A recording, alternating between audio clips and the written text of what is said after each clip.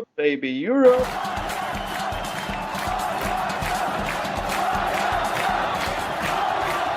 Hello and welcome back to Football Kentron, the only English language podcast dedicated to Armenian football.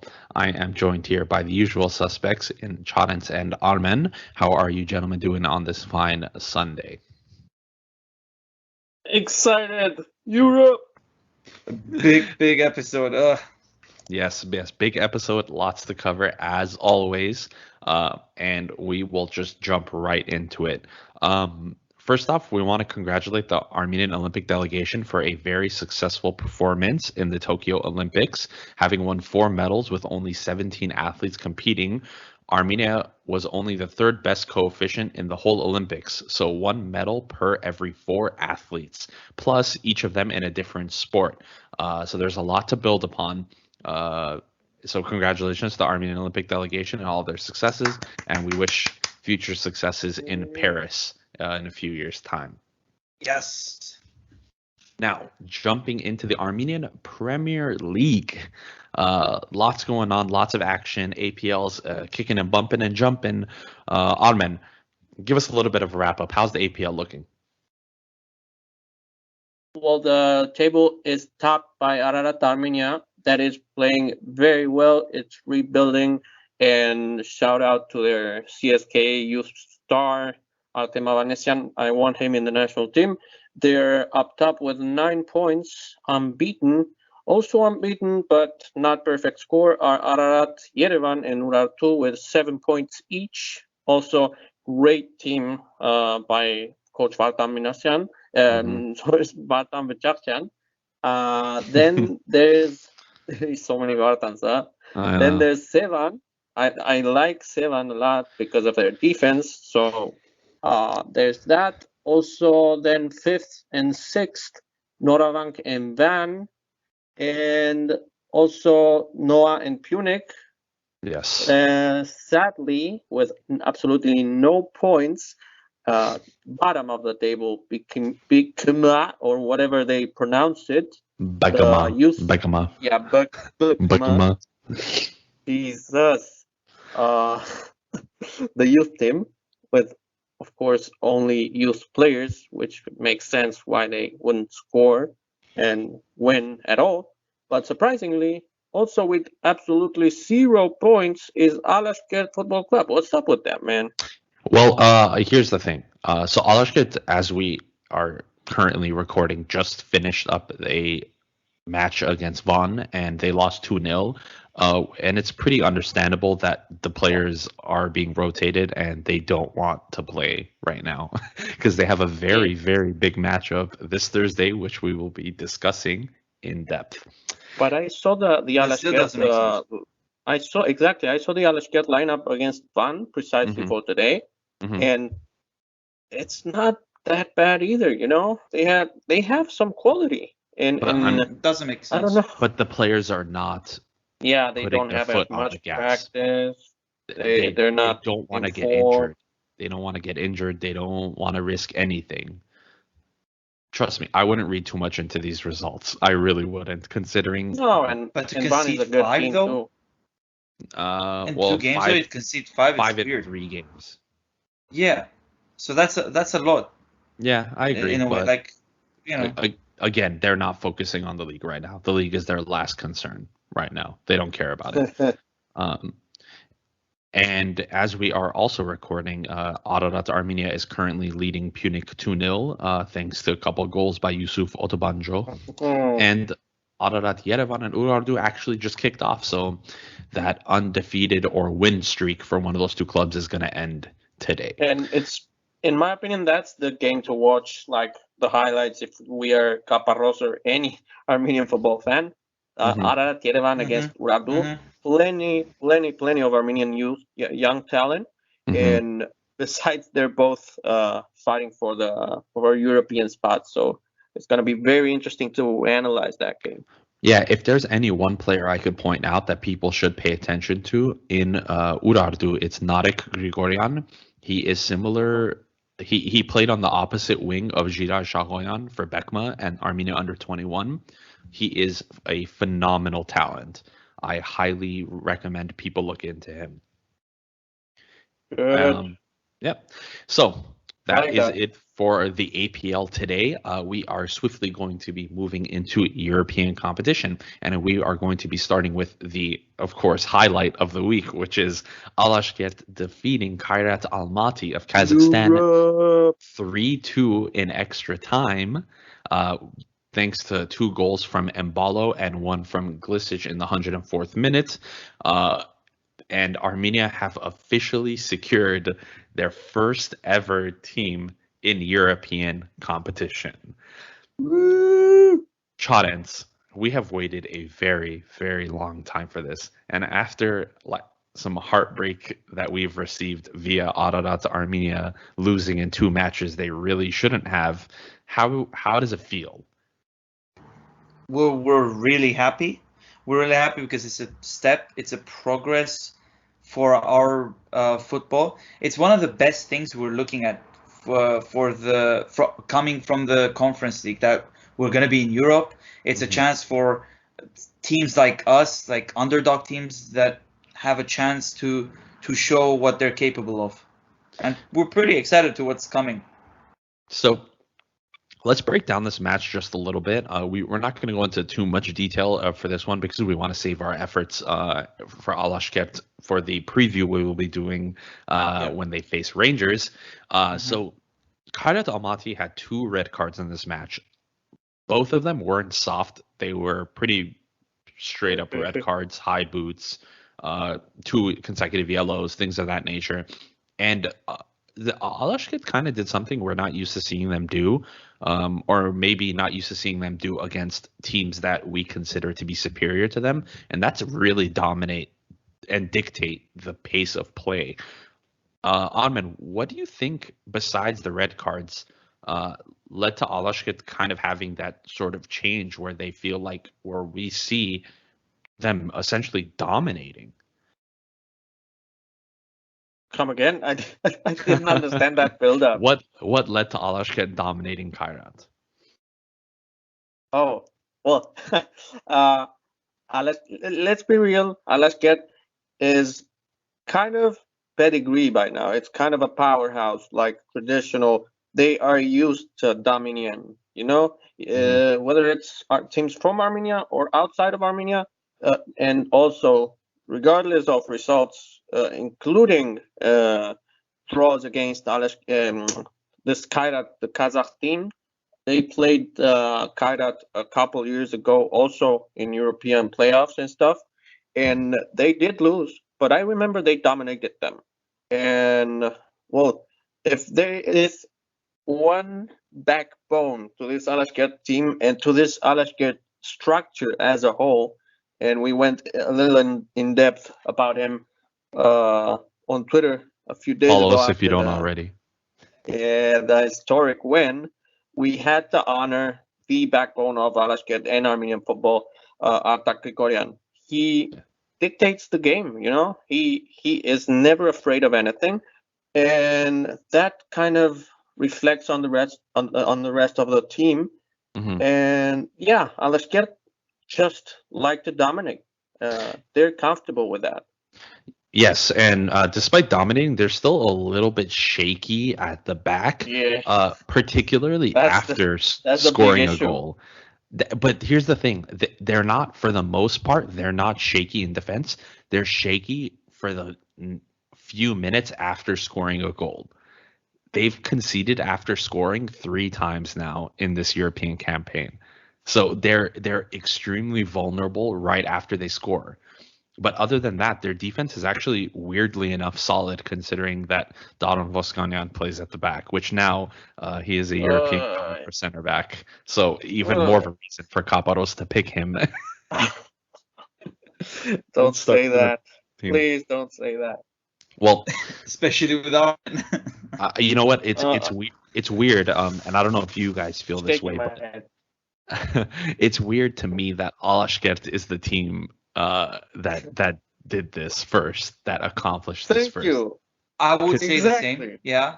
Considering, honestly, the worst part. You know the worst part? What? It's not even the best. It's not even the best Alashkert team in the last 5 years.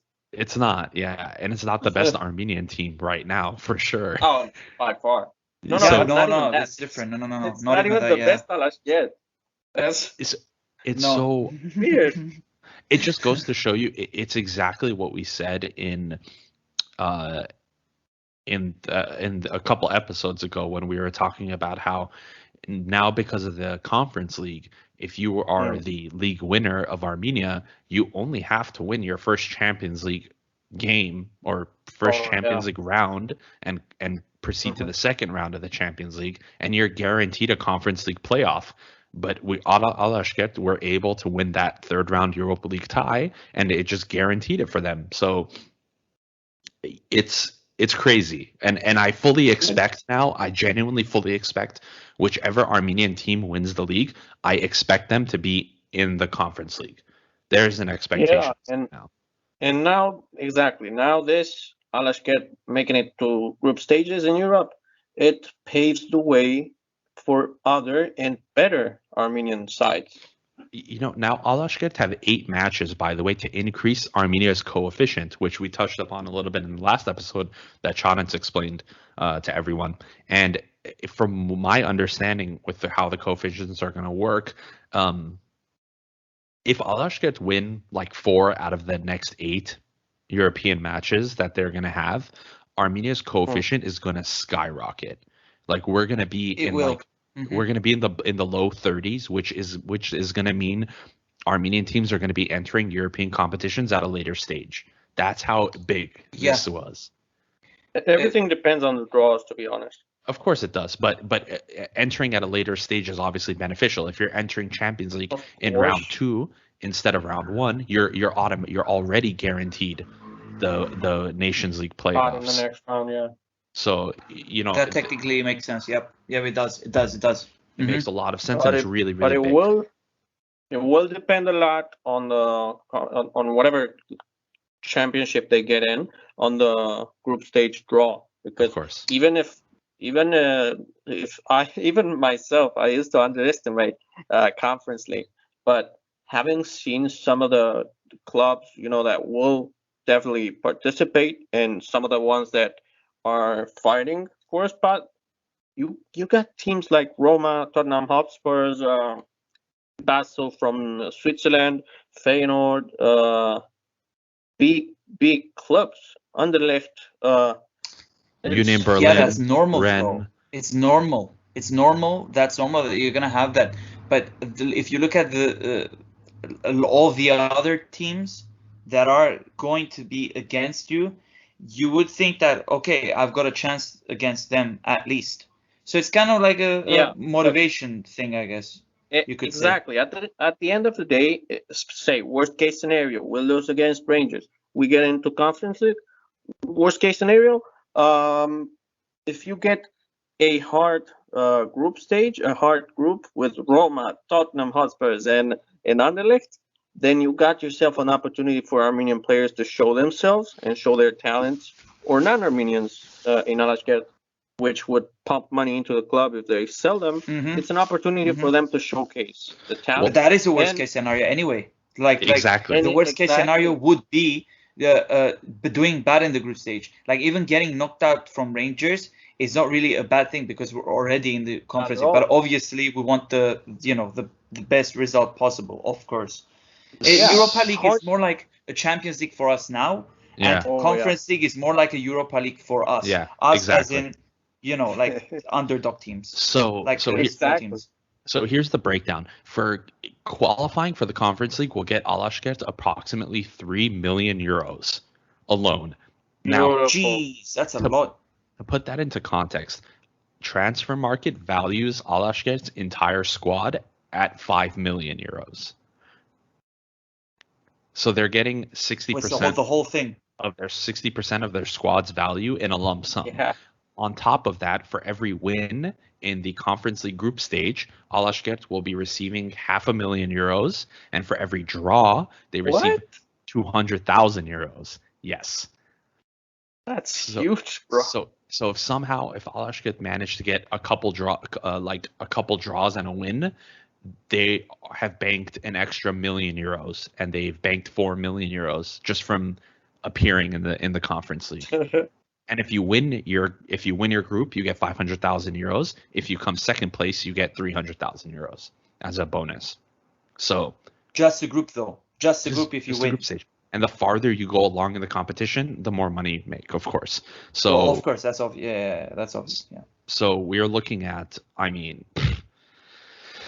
Alashkert are guaranteed at least €3 million right now, and this is Conference League. This is not. We're not even talking about the possibility of them making Europa League, because if they do make worst case scenario.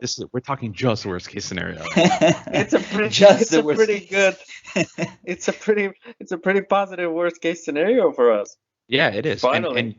And Armin, you had mentioned on Twitter, if people don't know, it's you tweeting it out, but now Urartu are going to have the opportunity with this, knowing what they have, to sign a few more players, because they're going to need a lot more depth because of European competition. And they have actually already signed one player. He's a Brazilian player straight from Brazil. So that's going to be an interesting one. I've never heard of the guy. I'm trying to pull up his name right now, so I'm kind of stalling a little bit. I don't know, but another good signing for Alashkert is Horik Bayramyan's younger brother, Yerevan. Yep, was going to say that. From Rostov, Krasnodar, and he is a defensive midfielder, 23-year-old. That's good for the team. That's healthy for a team, that especially a shaky team in defense. Yeah, which they're going to need, because the three midfielders that play are all kind of old. So he's going to be very, very important in terms of rotation, and it's great for us. I'm very excited to see him play. So I'm very much looking forward to that.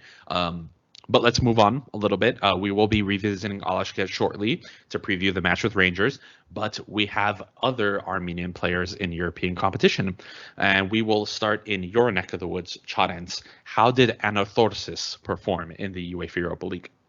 Not so well. The first leg they lost 3-0. It was away against Rapid Vienna.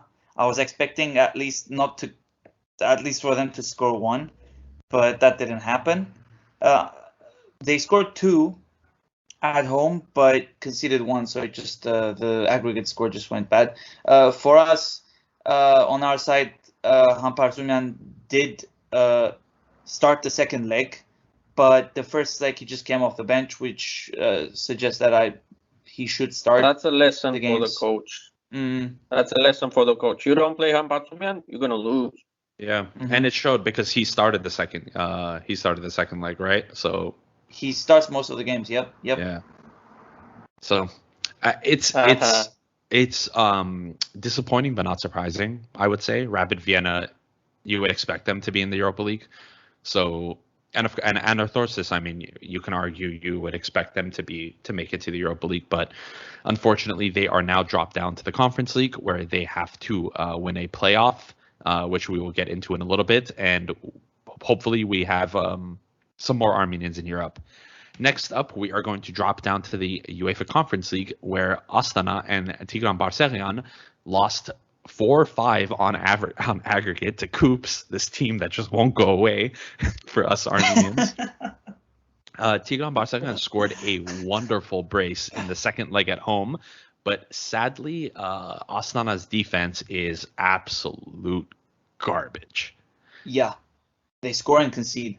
It's just, that's the worst thing with some teams. Yeah, and you know what? Despite Tico's best efforts, the guy scored a brace. What more can you ask from someone? You can tell, building on what you said, that's what happens also when you lose Vato. They had to let Vato go to Spain. There you go. That's a huge loss. It's a huge loss for Astana, and they clearly, whatever their replacement was, did not work, and they are now out of European competition. Maybe it's time for Tico to leave.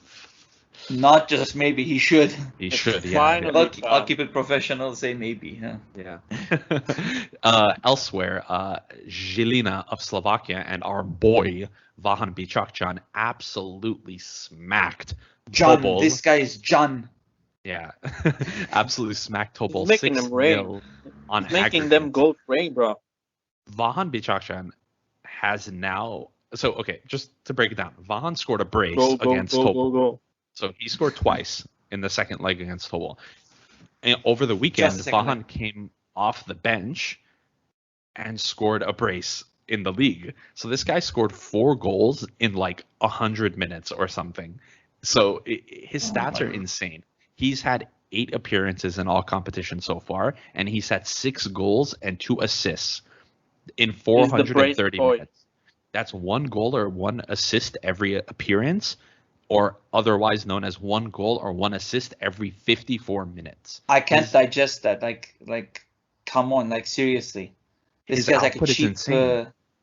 Yeah, He cheap gem.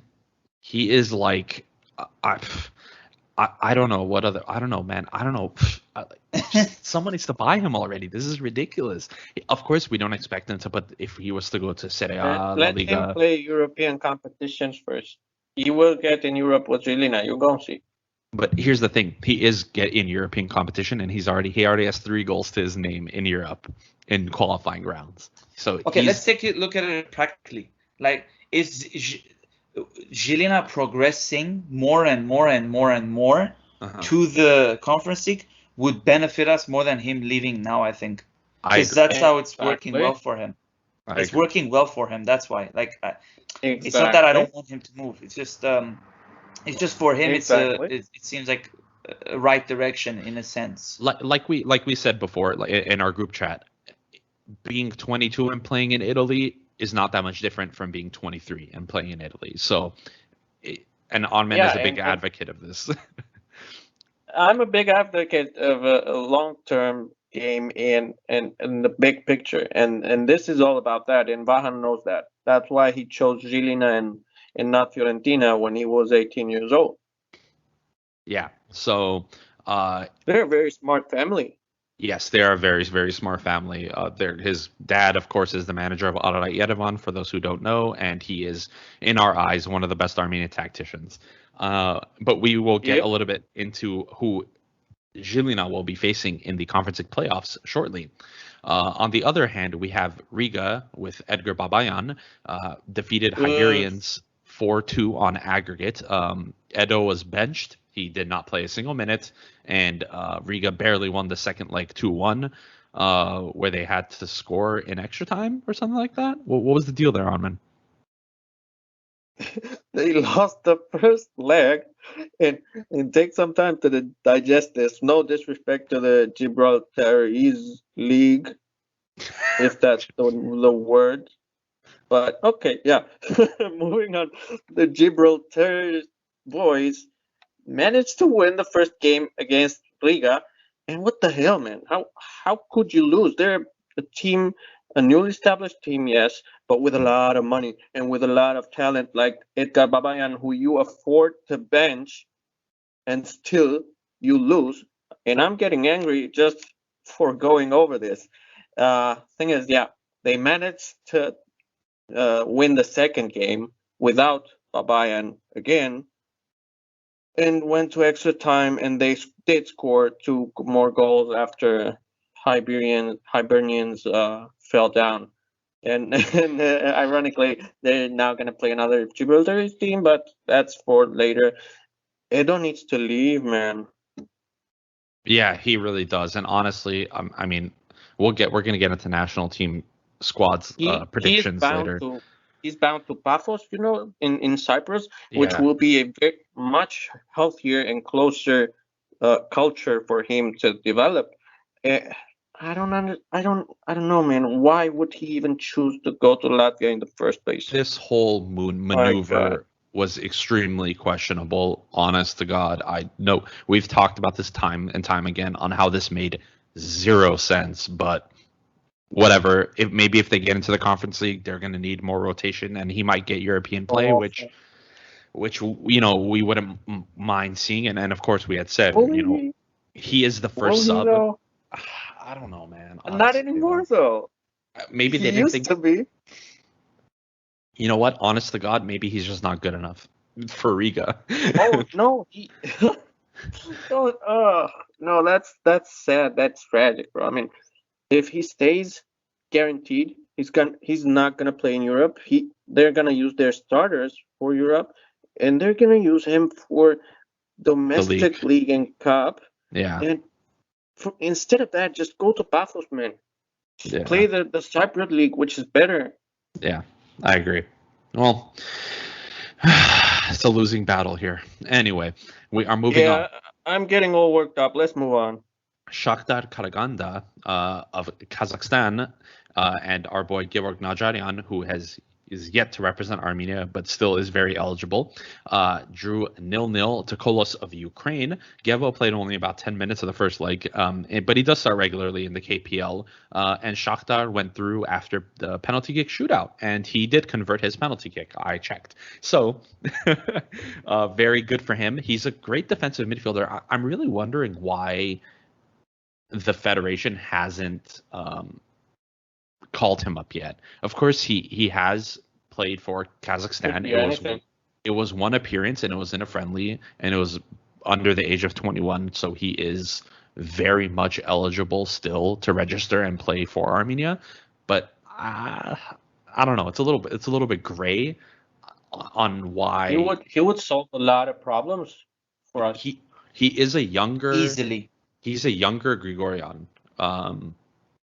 So I don't know. We'll see. Hopefully he can get the call up and the Football Federation can resolve it. We don't know what they're thinking, as you know, with our previous conversation with the Football Federation of Armenia board member Anna Talevosyan, who was a fantastic guest. If you haven't already, go listen to that episode because she was very cool. And it was a very cool experience to get to talk to a key decision maker in Armenian football. So go check that one out.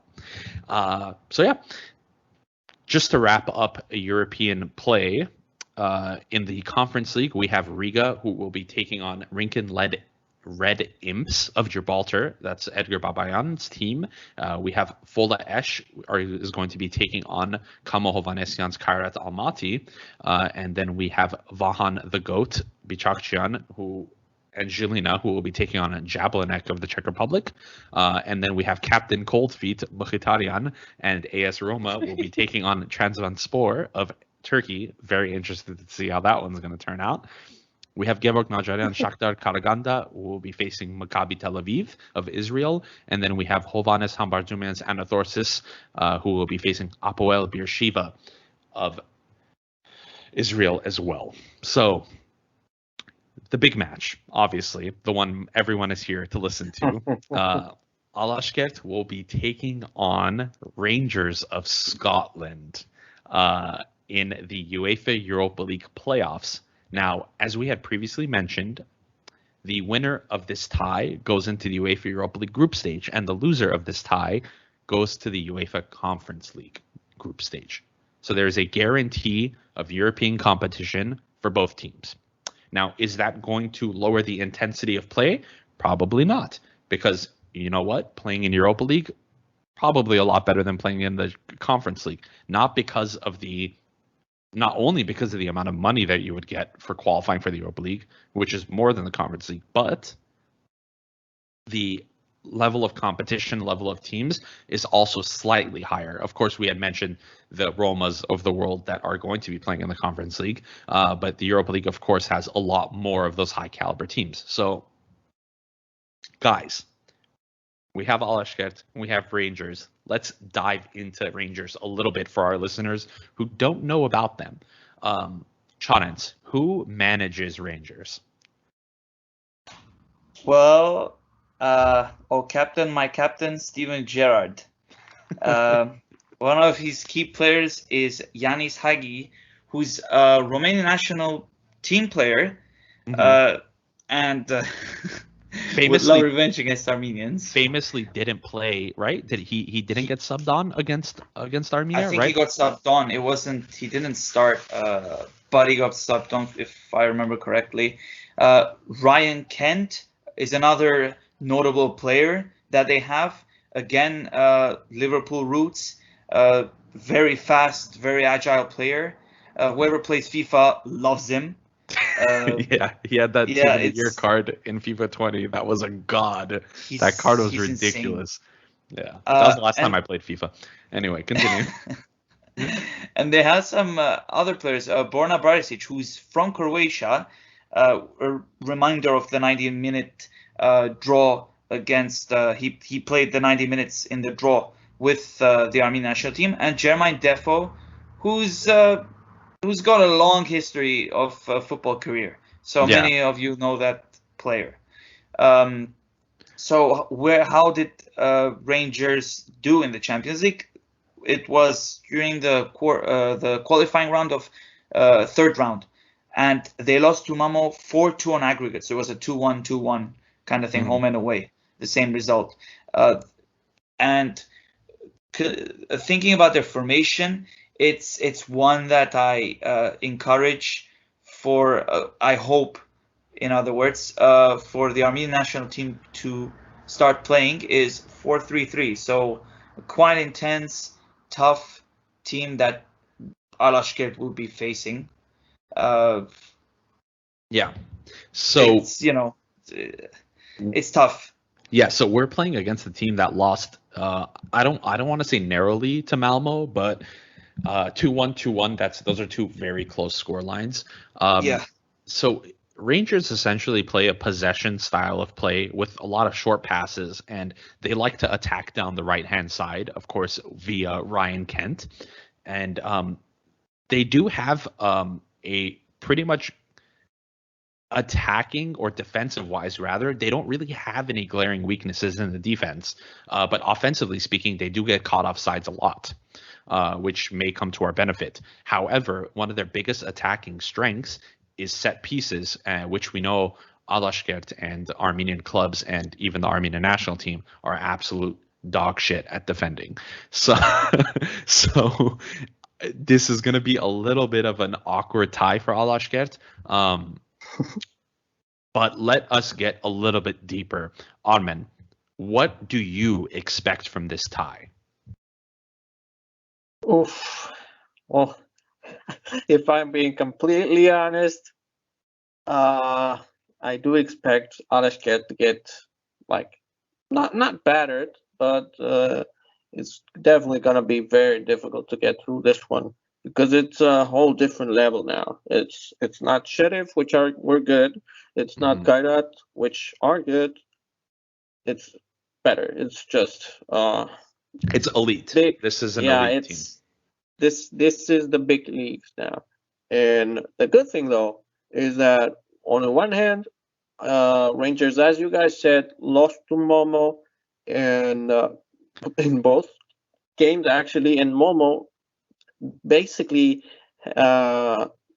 is at the same level and was very hard for Malmo to beat Riga, our very well-known Riga by now, and Riga are not that much better from Alashkert. When it comes, so it's less, maybe it's less of a stretch for Alashkert to win than we think on paper. And when it comes to reality, to actual play style, as you guys said, maybe Rangers has a bigger strength on the right, and that's actually the weaker side of Alashkert. Alashkert's left, but you turn the tables around. Alashkert's strong suit is on the right too. They gotta capitalize on that on the punch by punch. Yes, and if we're looking pound for pound, as the British say, Rangers are valued at about 115 million euros, or dollars rather. So they are valued 23 times more valuable than Alashkert. So we're talking about a real David versus Goliath on paper situation right here. Yeah, But and it's not going to be easy. it's definitely not going to be easy, and we so we know that Alashkert are not just going to sit back, obviously, and take a beating. They know that, you know what, they're in a weird sense, anything can happen in football. You have two 90-minute matches, home and away, to try to make some magic happen. Now, speaking of magic, did David? I want to ask you guys this question. Sure. Did Davidian leave too soon? Absolutely. But they're playing Europe. This is yes, and I don't think he thought that was going to happen, and I'm pretty sure that's why he left. I agree. But secondly, and Chadens may disagree with this one, but based off what I have seen, Arvan Papikyan, his output has been equal to Davidian, and I believe Papikyan is a better. Papikyan is more experienced, and he's a much better passer. Davidian is not that good of a passer. And so I think having that weird change where we see Davidian, who is, was definitely the best player on this team, leave, opened up, the door for Papikyan to come in, and who I believe is a better player just because of the experience that he has, and it has already shown. Yeah, Papikyan is more well-rounded. Yeah, he is. He's a much more well-rounded winger. And also we should point out Mbalo, who is a very recent signee for Alashkert. He joined from Olympia Grudziads. This was he scored his first goals against Kairat, and it was a brace, and he seemed very, very good. Now, we've had foreign strikers come to the Armenian League a lot. We've had a lot of foreign strikers in the Armenian League, and a lot of them, we've had a handful that are very, very good. Yeah. But a lot of them think the level is below them, and they end up underperforming drastically. Now, so far, Mbalo, from what he's shown me, he has something that the other strikers don't have, and that is he's not really reliant on the rest of the team to feed him. He creates his own chances, he's in it to win it. He's in it to win it, and I strongly believe that if the Rangers defense falls asleep, Mbalo can definitely punish them, and not only Mbalo. Rumian Hovsepian, who he's very smart. Former Armenian National Team central midfielder. He has not been called up for a very long time. But yeah, I don't understand why he didn't stay in Ukraine. He was performing really well there. Maybe he just didn't feel comfortable. Probably not. And you know what? For us, in terms of Armenians, we're seeing more Armenians playing in the Armenian Premier League, so we're happy. It's fine. But his ability in this European competition, one thing I've noticed that stuck out to me more than anything is him cutting off the ball in midfield. So winning the ball in midfield by cutting off a pass and immediately unleashing either Mbalo or Papikyan. And that has drastically made an impact. Rumian Hovsepian and, of course, Artak Grigorian are two of the three midfielders, have definitely improved their transitional play dramatically under Alexander Grigorian. That is very, very evident. If you add young Levon Bayramian to those two in the central mid, Bayramian and Grigorian in defense, and Hovsepian at 10, that's going to be some class talent in the middle for creation and for organizing the whole team, actually. In defense too. Yeah, and we have, of course, Abidjan and Khurtsitse on the sides. It's nice. Yeah, there's options. There's, of course, Artak Yedigarian, who is now on the older side, very, very experienced, played for the Armenian National Team many times. Super sub. He's a good super sub, but he seems to start most games. And at the back, of course, we have Daron Voskanian leading the back line, and he is part of Audio. Let's not talk about Alashkert. He always keeps giving reaction. We have to touch on the defense. So for those listeners who are new to Football Kentron, the Armenian Premier League has had this issue lately where Armenian clubs are more and more relying on non-Armenian players in the defense, and it has kind of created this big issue we have now where we have no defenders because no Armenian players are being given opportunities to play in defense. 3 of the 4, and if we're including goalkeepers, 4 of the 5 Armenian defenders against Kairat Almaty, defenders against Kairat Almaty weren't Armenian. So we have the one that was is Daron Voskan, a 28-year-old center back, who we absolutely loathe here on Football Kentron, but he still somehow keeps on playing for club and country, and we don't get it. But I sadly do. That's the worst part. He's made 32 appearances. He's made 33 appearances for the Armenian National Team. He's definitely going to be called up, and he's definitely going to be starting against Macedonia. But if you look, he hasn't had a bad career. He played for Punic. He went to Cyprus for a couple of years. You know that in Cyprus, fans actually use them as an actual joke. Yeah, well, we do too. So they used to say that, yeah, but we know who he is. The guy goes there, and in a couple of games, he was enough to become the subject of mockery, bro. Yeah. Jesus Christ. Yeah. And he's still being called to the national team. I don't get it. He's the biggest mystery of Armenian football in my I don't know. That ain't a mystery for me, bro. That's the mafiosos. Yeah, it's awful. It's awful, man. Just shift your view when it comes to defense. Just look at Sevan, man. They're starting Danielian and Kartasyan every single game, and they're doing just fine, man. Yeah. So here we go. For those people who are listening purely for this Alashkert versus Rangers preview, if you're looking at this team, Alashkert, there is a possibility of there being several Armenian national team players on the pitch. We have David Yurchenko, who has been rotating with Kancerovic, the Serbian goalkeeper. By the way, breaking rumors about Yurchenko leaving Alashkert. I don't think he's going to leave. I saw that. Hopefully not. Because first of all, they made it to Europe. Why would you leave? One slight injury to Kancerovic, and he's guaranteed to play every group stage game. It's stupid. I don't understand why he isn't even playing now. They've been switching. They've been switching off. I think Alexander Grigorian, I don't think has found his number 1 yet. I don't think he's realized that it is Yurchenko. It's obviously Yurchenko, bro. So we have David Yurchenko, we have Daron Voskanyan, who is at center back, and we have Artak Grigorian, who is the defensive midfielder. Now, we also have a couple former Armenian national team players. Agvan Papikyan has made appearances.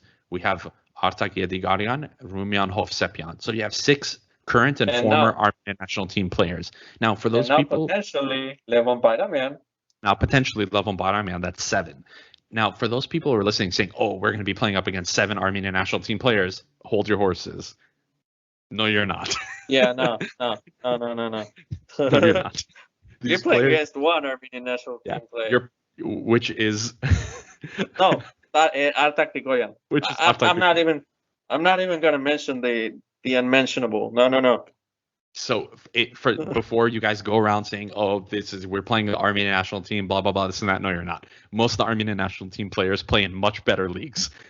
So don't think you're coming over here and you're playing the cream of the crop of Armenia, because that's definitely not the case. We could tell you that much. But in terms of players to look out for on the Alashkert side, of course, we have Mbalo, Mihailovic, who has been dangerous but hasn't really had that connection yet. We have James, who came from Urartu, who's still a little bit trying to find his way. Vincent Bazancourt, the French attacking midfielder, formerly of the New York Red Bulls in the MLS. Alexander Glisic. Georgian. Kursidze, Agvan Papikyan. So here's what we're going to say.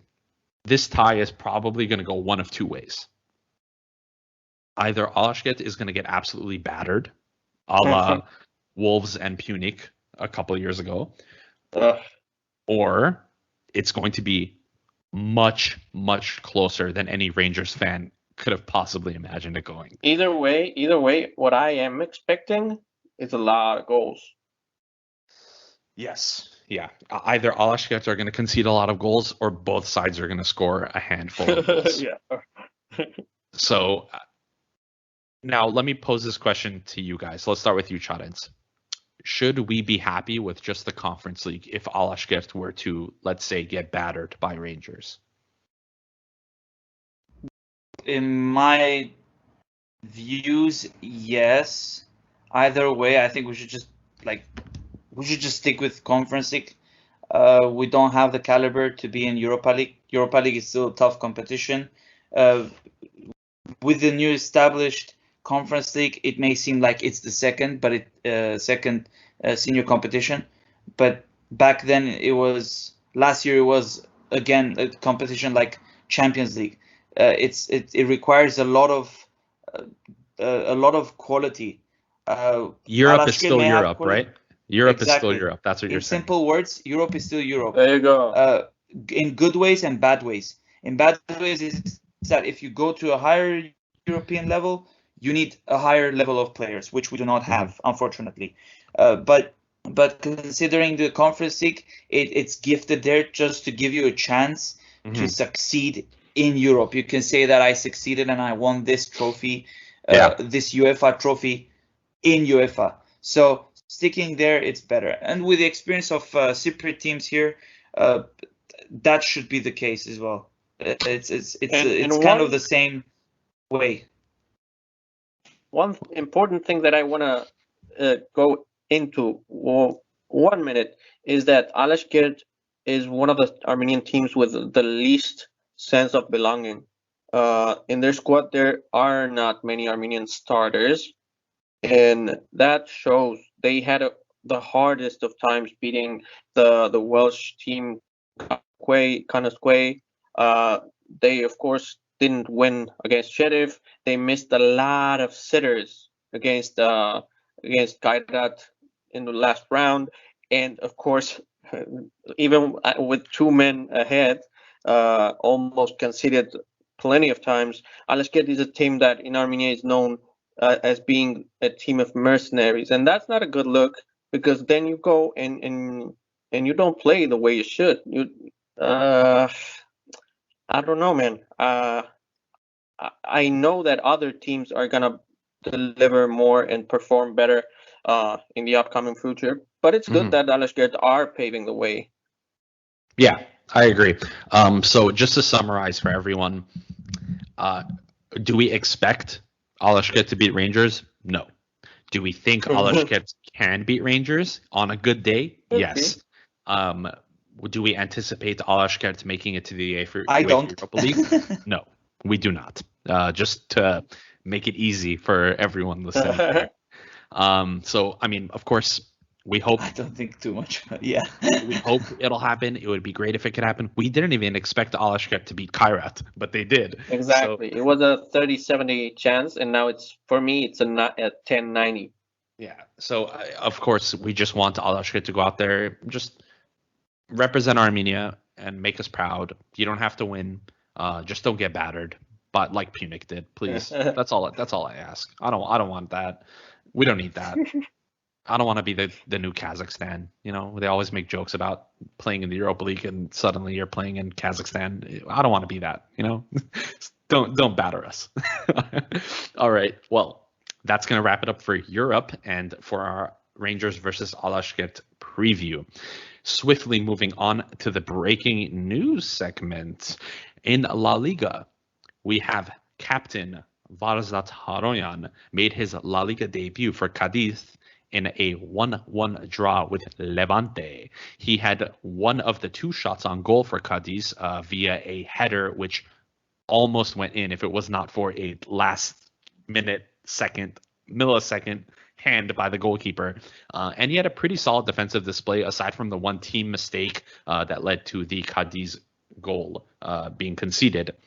He visibly got fatigued around the 60th, 70th minute mark, but that is understandable after, you know, knowing he's been playing in Russia and in Kazakhstan. But it was a very promising debut. Armen, what are your thoughts on Varzat Haroyan's debut? Oh, I liked it. It was pretty solid. He had a couple slight tackles, like aggressive but proper, the way we are used to seeing from him. And we actually talked about this one with you, Aram. Yesterday we are recording on Sunday. He played on Saturday. It was a good Saturday, and you're gonna know why in a couple minutes because there's more Armenian players shining, and yeah, it was very promising as you said. And Bato is gonna shine in Cadiz. There's so much to talk about, but I'm positive. Yeah, and the one thing we should point out, the level of fitness required to play in La Liga is much higher than it is for Kazakhstan. Definitely. And Haroyan definitely has the physical capabilities to reach that. He definitely Cadiz has a much better access to equipment and people than Astana Of did in course. Kazakhstan. So he will be the most fit he has ever been in his life, and that is only going to benefit Armenia even more. So Yeah, it's gonna, if he gets once he gets used to it, once he gets used to living in southern Spain, which is too much of a change right now, but once he gets used to it, it is only positives because Cadiz reminds me a lot in play style to the Armenian national team. It's a team that has limitations, but finally knows what those limitations are and exploits the upsides. so who's the Armenian Negredo then? Is it Mkhitaryan? The one? No, not All at right, all. we're not gonna get into that. Okay. Next, the Bundesliga Blitzkrieg. Sargis Adamian returns from injury and plays 30 minutes off the bench for Hoffenheim in their 4-0 win against Augsburg. He was instrumental in Hoffenheim's second goal, which saw Sargis Adamian dribble past a couple players, do a little quick 1-2, and then a first-time finish into the bottom right corner. It was an absolute beautiful goal from Sargis Adamian. And it's really, really good to see him back on the score sheet after the really turbulent past year and a half that he's had. Chadens, do you think Sako can finally transition this form? And I'm not saying he hasn't been playing well for Armenia. He plays fantastic for us. Do you think he can finally get on the score sheet for Armenia in the upcoming matches? I sure hope so. He can. He Yo, didn't. he got he on the didn't get score sheet goals. No, Did he he? got on the score sheet, in my opinion, in the most important game for Armenia, Which one? The Which Georgian one was game? it? the Georgian game. win. Oh, but Oh but yeah, think it was about that one. Okay, but you're saying that was a year ago now, Armen. So Yeah, Oh yeah, you're it's right. been a year but since he scored but for it was a Armenia. it was like a turning point for Armenia that game. I Yeah, agree. but For consider everything. this. But now The we're in a World the Cup qualifying campaign. It's yeah, totally during different that animal. period he wasn't. Yep, it's different now. Because during that period he was not really scoring. A few months ago when we were playing in March, Yes. I don't remember him playing for Hoffenheim a lot. He wasn't. We were getting frustrated, I remember. Yes. So Yeah, Yeah, I was but he getting did play well we're getting frustrated, I remember. I But he think did play well for the national team. we're not saying Yeah, he's not playing well, but the Armen. thing That's not what we're is, saying. We're the saying he's form, not getting on the the score sheet. transition. Oh, Yeah. he will. Yeah, you need the transition. You need that form. It's not always the form, but you need that form at least to give you the confidence. Especially also, I don't want to get too deep into the national team because we're going to talk about that soon. But the fact that we don't have many strikers and some of our strikers have some issues, he's going to be very, very crucial, especially against his German compatriots. Exactly. So speaking of German compatriots, we have the Kinder Bundesliga, as Armen had put it. Kinder Bundesliga Wow. Blitzkrieg. Wow, Kinder. Kinder joy. Hrant Mamedova Yeranosian scored a brace in Bayern Under-19's 4-1 win over Freiburg in the Bundesliga Youth Round 1. We have also, of course, mentioned how Hrant was back and forth in between the Bayern first team and the second team, and he didn't quite make the cut. I was watching the video that the Bayern YouTube people put together. It was a live stream showing off the team for the season, and there were a few youth players that played alongside Hrant for Bayern B, or FC Bayern 2 as they're known, but he was not included in the first team squad for the season. So unfortunately, unless maybe there's an injury here or there to someone, he might get a look in a Pokal game, but it seems like we're going to probably have to wait another year to see Hrant in the Bayern first team. Mm. Oh, You gotta it's keep okay. hustling. Yeah. You never He has know. time. As Still you said, so young. He's very young, and as you said, a slight change of things would lead to opportunities for him. So he got to keep hustling. He's got to keep being there. Raise his hand when the time comes and seize the opportunities he's given. He's got to be smart too. And fortunately, something else that's working well in his favor, Julian Nagelsmann, who is now Bayern Munich's manager, is very much big on youth. So he might very much be rotated into the squad because Nagelsmann really, really likes using youth players. So there we go. Next up, Spertian not featuring at all in Krasnodar versus Arsenal Tula as we speak. According to Armen, this is concerning news after 2 great games for Edo versus Ural and Zenit. I am not going to speculate as to why he was not in the squad because I looked at the second team and he was not there either. So I don't think it is That's why it's concerning. I don't think it's a footballing reason. I don't think it's what you're anticipating. He may have a slight injury. That's what I was. That's this time. This time I was not gonna go into non-football reasons or political things. This time I do think it may be, knock on wood, it's not an injury. Even if it is an injury, hopefully light. It may be light. But there's nothing. There hasn't been any news made. It's really hard to get any injury news out of Russia anyway. But hopefully it's very light. Too recent. And recent too. But there's still 3 weeks until the national team. I'm not concerned. Most injuries you recover from very quickly. Fingers crossed. Yeah. Speaking of injuries, I guess we'll break into this one. Tigran Barseghian apparently injured his back, and he has a back contusion, which is a bruise of the muscle. Ottoman was freaking out, fearing he's going to miss the national team camp. But if you within a little bit deeper of a look, a back contusion, you come back within 3 days to 2 weeks at most. 3 days if you're a fully fit athlete like Tico. 2 weeks if you are a grandpa. So I don't even want to speculate on how he got his back injured. I don't want to go into that. Yeah, I think. Jesus, Tico. He's showing the magic, huh? Yeah. And since Tito isn't here, Balakian started in his first Super Classico derby, which was a 0-0 draw in the Argentina Cup, and Boca went through on penalty shootouts. But shh, don't tell Tito. He'll be really upset.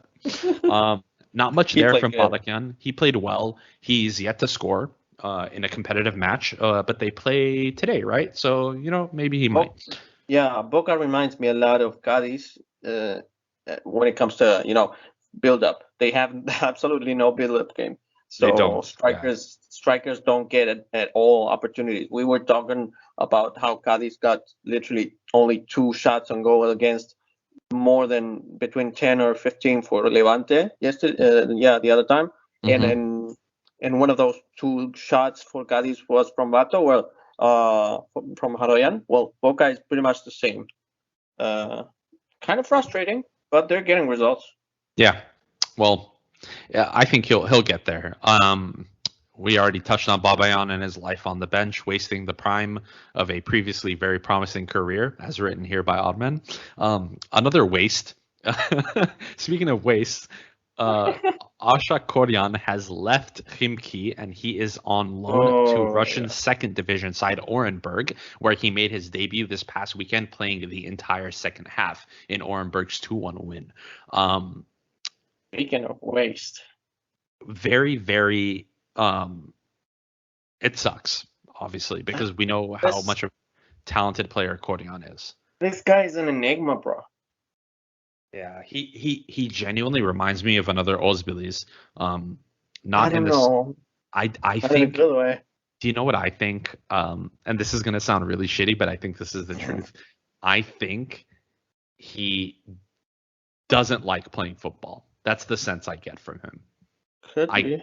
I get the sense that he's just fallen out of love with the sport and he just doesn't really want to play anymore. That's genuinely the sense I get from him. Which sucks, and I don't see him getting called up to the national team anytime soon. So yeah, no. If he needs support, can he contact us, please? Yeah, please. If you want to talk, we're here, Koryan. We can consult us. If you're listening to this, we're here for consultation. And if you're not Koryan, and you're having a bad time, maybe it's gonna be a little more difficult for us to listen to you, but give it a try. You never know. That's right.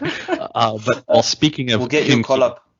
Seriously though, David, uh, who we had mentioned, had left Alashkert at the worst possible time. finally some good news. Made his debut for Khimki in the Russian Premier League. Hopefully, we will see more of Davidian light up the Russian league, as we know he is very capable of, and put on a national team shirt soon.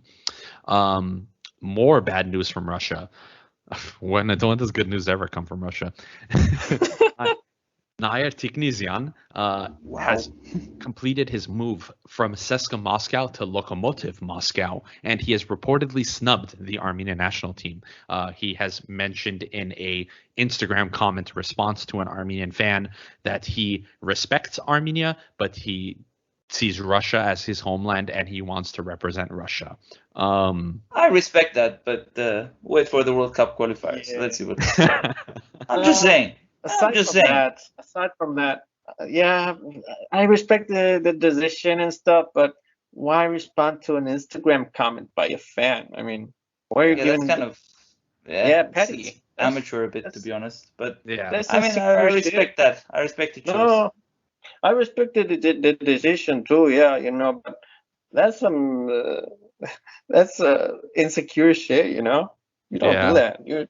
You just state it in an Instagram or social media post yourself, or talking Yeah, to that's not a media, good move for a player. not It's not to- a nice thing to do.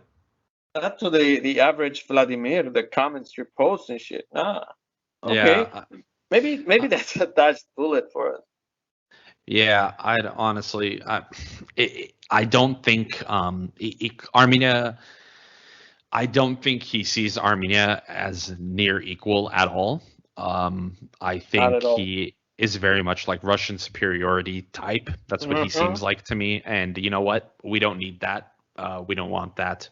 Like I said Yeah, and- previously, we want Armenian players that want to play for Armenia. Exactly, and you know his class is almost gonna be world class probably really soon and stuff, but we don't need the attitude in the locker rooms. Exactly. And that's kind of actually Caparrós has said that plenty of times, and it does relate a lot to the Mkhitaryan situation. A class player that brings attitude, tone it down, bro.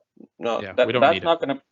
Yeah, that's not gonna get you any friends on the pitch or in the locker room. That's not the way. Yep. And staying in Russia, which we are for a little bit, Artem Galadyan, who wants to represent Armenia, and he follows us on Twitter, apparently. He got Bad injured. news from Russia. Yeah, he got injured again for FCNN. We don't know how long he's going to be injured for, but I don't. Again, a player that is definitely not in the national team picture right now. Anyway, let him work on himself. But- let him get better. yeah. Let him improve, and we'll see what But he happens in would the help. future. I mean, yeah, had he not received this injury, he would have helped a lot because he's a number 9, Gorman a young number 9. Velian would get called up ahead of him for sure. Not there's no not way. for now. Not I don't for now. believe it. And every Armenia under 21 national team striker is ahead of him in the pecking order as well. I don't see him It should be. anytime soon. I don't. I mean, but that's just yeah, my opinion. I'm not saying you're wrong. I'm saying it shouldn't be the case. I mean, this guy wants to represent for Armenia and is playing in the Russian Premier League, which is a UEFA top 10 league. Yeah. Sadly, he got injured, but Yeah. in my view, he would bring a lot to the team, even if not as a starter. Hopefully, he recovers soon and he gets his chance. You know. Yeah, and finally, to cap off our breaking news segment and our time in big Russia, one. which I absolutely hate, Arsene Zakharyan has drawn interest from RB Leipzig and Chelsea. Now, Leipzig have reportedly made a 15 million euro offer for Arsene Zakharyan, who has a clause in his contract that sees his price increase the further he gets into his contract. Dynamo Moscow, his club, of course, can sell him right now and cash in 15 million and maybe put in a buy-on clause, which I'm for sure is in there somewhere, and make more money off him in the future. or they can wait and risk his form dipping and him not being worth the same amount as his contract states in the future. Now, interestingly enough, Arsene Zakharyan posted on his Instagram story a conversation that he had with a friend regarding a conversation he had with Henrik Mkhitaryan of the Armenian national team. Now, we have gone into full speculation mode with this one because we are wondering, why would they be speaking to each other? Now, there's a couple things at play here. One, the RB Leipzig offer may be extremely concrete, and he wants to speak to someone that he can relate to. Henrik, of course, both Armenian, both have played in Eastern Europe, and of course, RB Leipzig being a Bundesliga club, maybe he wants to know what life in the Bundesliga is like and what to expect. That's part one.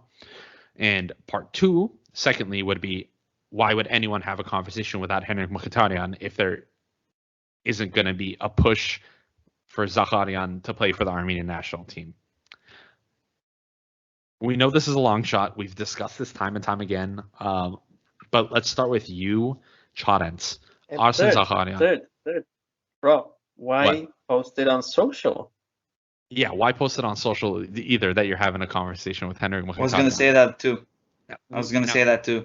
It's now, just... Chorens, we know that there's journalists, there is people in the Russian Football Federation that have vocally said to the media, Zakharyan is going to be playing for Russia.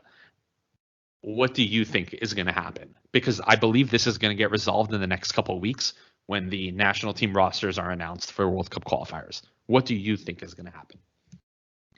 Rule number one with media, always listen to Fabrizio Romano.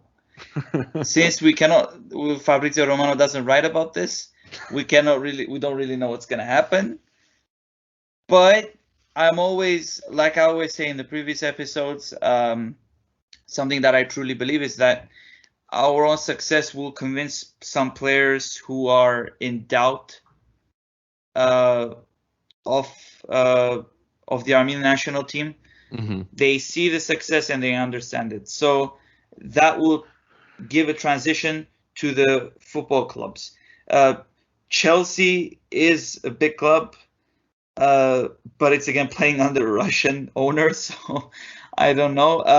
But Leipzig, I see Leipzig as a good destination if it happens. So hopefully the Armenian national team breakthrough will happen because of the qualifiers, but you never know. We'll still respect it again, what he decides. And Armin, what are your thoughts? Well, I think this guy is going to be bringing good news either way, whether he plays for us or not. And maybe for us, the best thing that would come with him is money and attention, which Armenia desperately needs always. And B, as you guys were implying earlier, more Armenians from diaspora that are still a bit unsure about choosing Armenia. Well, with Zakharyan, he definitely will star in the future. That would help our cause with many diaspora Armenians. But on football terms, I think he would help because he's, of course, Zakharyan. But it's an area of the pitch that we luckily have a lot of depth, and it would just be another asset maybe. Yeah, but you can't say no to a world-class player. This kid is tipped to be a next top 10 player in the world. Of course. And, I mean, either way, even if he doesn't choose us, he's only going to bring good news, starting with the last name and the face, No one is gonna talk about the fact that he's Armenian though, and we both know that. They will. No, maybe won't. A slight mention, but everyone will know he is Armenian. They'll Russify his last name. His last name will change to Zakharov or something like that. Too late for that, luckily. Yeah. Oh, I said this. That I ship said has this. sailed, baby. To this joke in the Armenian subreddit. This is not gonna be funny to like 99.9% of people, but I said as soon as Tikhnezyan makes his debut for Russia, he's Tikhnez off to me. That's a good one, Uh, man. And anyway, it makes sense.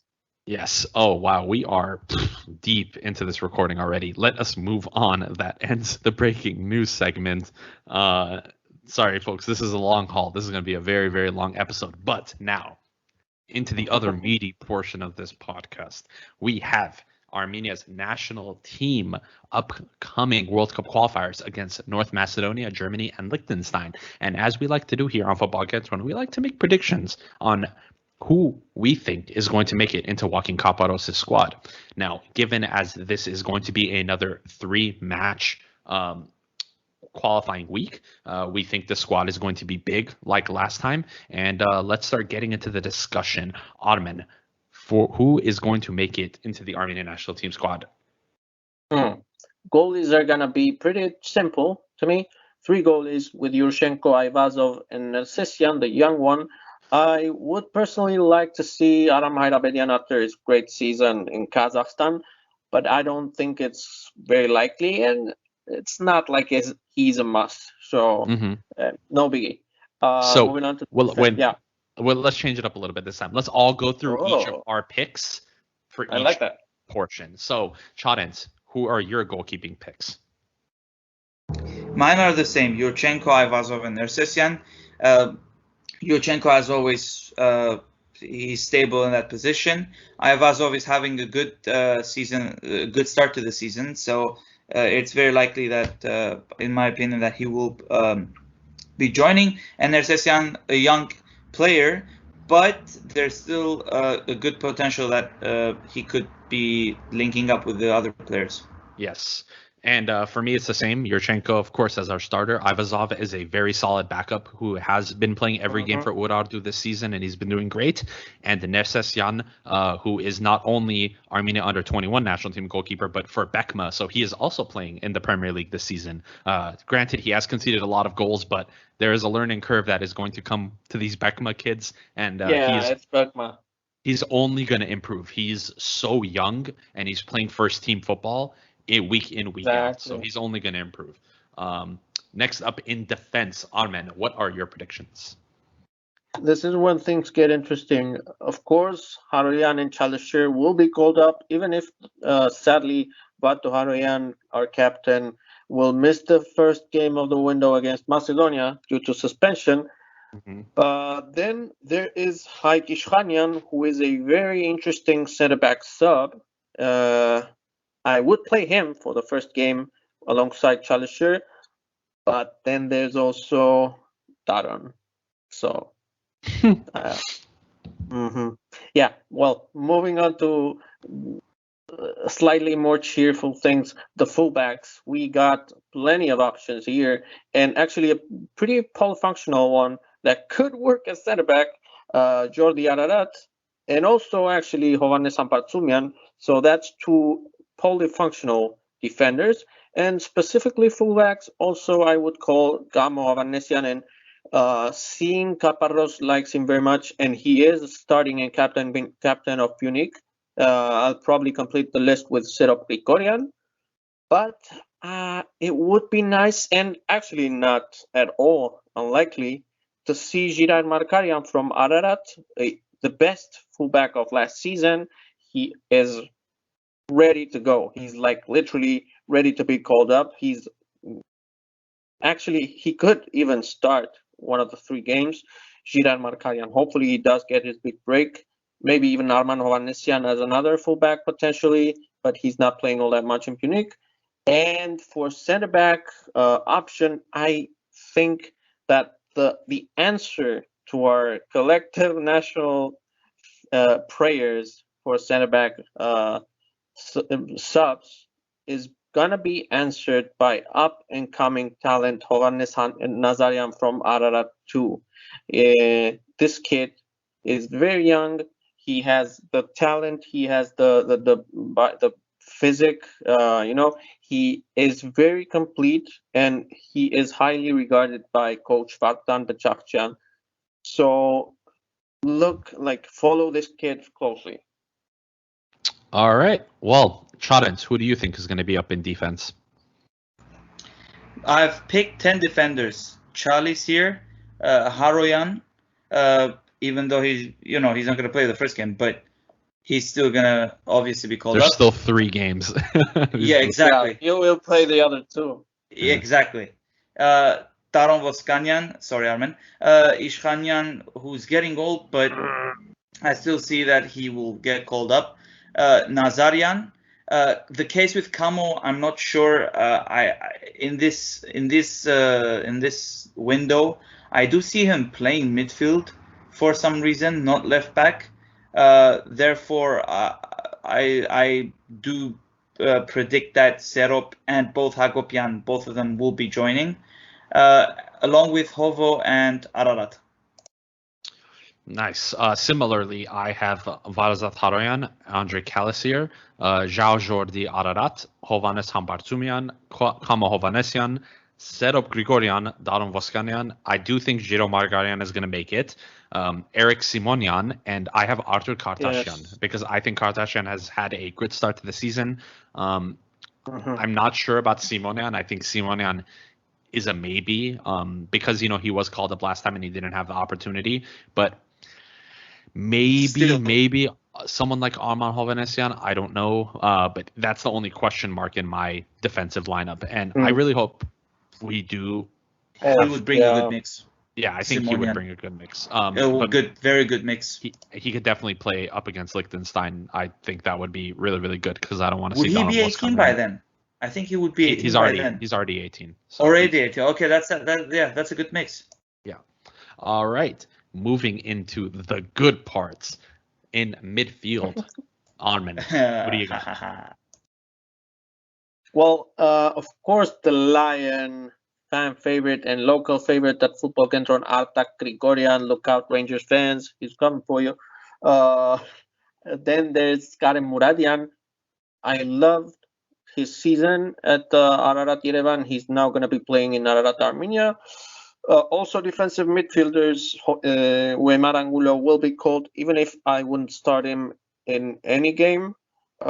He does speak Spanish and he does bring a little something, even if his defense is very shaky. So Caparros must know how to handle that one. Then there's also Hagop Hagopian and Salomon Udo, more complete, well-rounded midfielders, as is actually Ali Karakelian. And here's my bold bet for the midfield. I think Ali Karakelian will get his call up after a good European campaign with Ararat. And moving on to the better parts of the pitch, Edward Sperzian, of course, will be called up. Horik Bayramian, David Davidian from Khinki from now on, our little goat, Vahan Bichakchian, another little goat, Ziro Shahoyan, of course, Henrik Mkhitaryan. That's going to be controversial. And finally, it's not controversial. He plays for AS Roma. God damn it. It's not controversial. Hey, and very interesting to see a bit more of Karen Melkonian. Yes. Now, Chadens, who is in your midfield? Mr. Controversial Mkhitaryan is in my midfield. We have the in Armenian Aruds, the Grigorian. Udo, my boy Weimar, Bayramian, our boy Vahan, Sperzian, Jirai Shagoyan. There's some link going on with him with Sevilla, and Kadimian. I picked 9 because I'm not sure what I would have picked 1 or 2 players, but these for me I predict that are the short players. Okay. I picked 13 midfielders, I think, because I picked a 30-man squad, and I know a lot of players are going to be left in Armenia. They're going to be brought from here to there. So anyway, so I have Muradian, Artak Grigorian, Angulo and Udo as my central midfield options. I have Hakop Hakopian, I have Horik Bayramian, I have Vahan Bichakchan, Jirai Shahoyan, Henrik Mkhitaryan, Tigran Barsegyan, and I have Narek Grigoryan, who I had previously mentioned at the beginning of the show, the winger for Urartu, and David Davidian. That is who I You didn't think. mention Spertian. Oh, I didn't. Did I not put Spertian? Oh, yeah. Then You didn't definitely mention He Spertian. did. Yeah, I did. But I did mention you Spertian. didn't mention. Oh, okay. Oh, he's in my Yeah. list. He's right there. He's after Udo in between. Yeah, him but and I want to Bayram. hear Oh, the yeah. name. Oh, there you I go. wanna I be- didn't. Edouard Yeah, Spertian. I think in the audience. I think about the audience, you know. Yeah. So here's what I think is going to happen. I think in terms of midfield, we have our. I don't think we're going to deviate a little too much considering how important these next matches are. I'm concerned with Garam Muradian's lack of playtime. I am concerned with He just the moved, though. fact that Angulo isn't playing that well, and I'm concerned with Udo having to leave Shakhtar Karaganda, which took away potential European playtime for him. But I have also noticed that in the recent games for Rostov, Bayramyan has deputized at fullback in the past couple of games. That's a juicy one. As we had previously mentioned, and as I had thought, he would be brought in as a secondary fullback option for the national team. So that option still remains, and it is very much open. But of course, Bayramyan is one of the three players alongside Barserian and Haroyan who are unfortunately suspended for the match against Macedonia. That Now, one's gonna hurt, man. yeah, it is going to hurt. Now, moving on to the striker position, Admin, who do you have? Well, I have Tico Parsegian that will miss, as you said, the first game, and as potential options to replace him in any of the attacking positions, we have Artur Miranyan from Urartu, who is kind of young. We have our boy Alekian, shout out Tito, and of course, as they know him in Germany already, Sargot Adamian. I think I do agree, kind of, that Kadimian should be considered. Maybe, I don't know, try to naturalize players from diaspora like Avanesian, who has been playing in Armenia and tearing it up for a while now, Artem Avanesian. Especially since Manvelian is still, as we said, a no-show in Ligue 1, and other diaspora strikers like Artem Galajan got injured or are not getting the citizenry. I would pick, bottom line, Barsekian, Miranian, Balekian, and Sako Adamian. Yeah, not to mention Yerjanik, Armenia's under 21 striker, just dropped down a division in Germany as well. So no, Herman Kurbashian. That's who it was, Herman Kurbashian.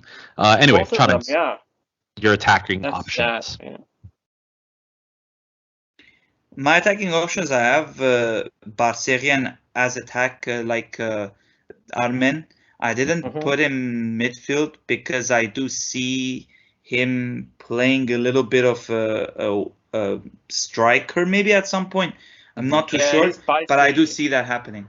Yeah, I do see that happening, especially with my brain thinking of these future future formations that they could develop for our team. Yeah, possibly I do see him striker. Because not Balekian. He's a winger, bro. Come on. Anyway, continue. But winger is an attack. Winger is a forward. So winger. I don't know. I have tactical reasons for it. Okay. Anyway, exactly. I have tactical reasons for it. We're too deep into the episode for me to explain. Barserian Adamian, who's hopefully going to be in an insane form when he goes there. Balekian. Sorry, Tito. And sorry to you now, Babayan. He might be called up. I don't know. I feel like we might need players for depth. He might just call him. I don't know. I put his name up there. I do see it a little bit chance of happening. Hopefully not. But you never know. There's less than a month. With Gore's situation, it's going to be definitely difficult. We don't see any news or anything that any hints that they're going to announce unless we wake up tomorrow morning and something happens and hopefully he's joining. But no, he won't. He Doesn't make won't. sense. I don't think so. Yeah, it seems like he won't. Oh, you know what? If there are going to be any surprise additions to the national team, they'll announce it beforehand, and we should know in the next week or so if there's going to be anyone. Week from the time that this gets released, because a week after this gets released, we should have the squad. So, my thoughts. I definitely think Adamian and Balakian are guaranteed in this. And the other two spots were a little bit odd to me because I left out Alexander Karapetyan because he has not been in good form for a long time now. We all have. Yep. Yeah. He's someone who's regularly featured in Armenia's squad for a couple of years now. But the age. So I included this is not his Miranyan. window. I included Miranyan. Purely, I think, because he, not necessarily for his goal scoring, because he hasn't really been scoring lately for Urartu, but he is he's a team player, and he's very similar play style to Balakian and Adamian. And then I included Melkonian because he had a pretty good showing in the last set of friendlies. So I can see him coming on. And they're both fit. They're both fit, and I believe that wraps it up for our predictions for the national team squad. Of course, in the next episode, we will be giving our full analysis of the squad that Joaquin Caparros has called up for the 3 matches in the World Cup qualifiers, starting with Macedonia, which we will be previewing in depth. Don't forget to follow us on Twitter and Instagram. Like, share, subscribe, all that jazz. Review us, all the good stuff, all on social media. Show us some love. We're nice people. Say hi. We love you too. We love you too. And if you've gotten this far, thank you. A big thank you. A big thank you if you've gotten this far. And I believe that's going to conclude it for Football Kentron today. On behalf of Chadens and Armen and Tito, who is, of course, not here today. Thank you for listening. We will be speaking to you soon. Bye.